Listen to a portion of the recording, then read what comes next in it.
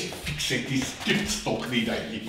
Ah, Herrschaftszeit, nee, schon langsam glaub ich's da nicht. Mei, was suchst denn? Ja, jetzt habe ich mir extra 3 billige Lesebrühen gekauft, damit ich gewiss mal eine finde. Und jetzt sind sie alle weg.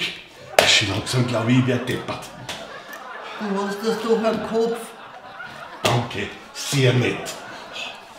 Aber ich... Geh.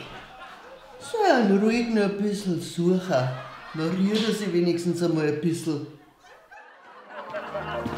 Hey, was machst denn du da? Ein Couch-Potato-Selfie. Schwan, nix Selfie. So kann ich wenigstens meine Nachrichten lesen. Ohne Brühen.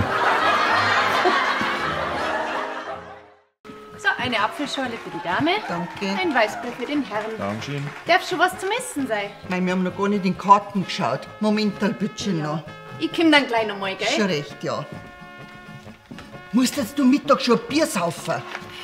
Müssen nicht. Herrschaftszeiten. Ich hab's nicht erlesen. Ich hab mein Bründing lassen. Hast du deine dabei? Nein, aber ich weiß, was da hilft.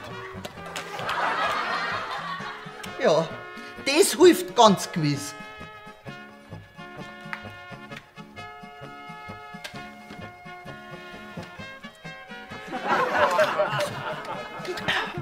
Jetzt tu mal her.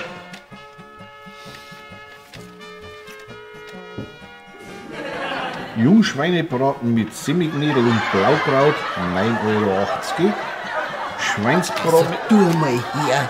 Das gibt's doch nicht. Jägerschnitzel mit. Ja, das funktioniert ja tatsächlich. Jetzt sag du nur einmal, Biersaufen macht blöd. Bayern Comedy wird unterstützt durch die private Landbrauerei Schönrad.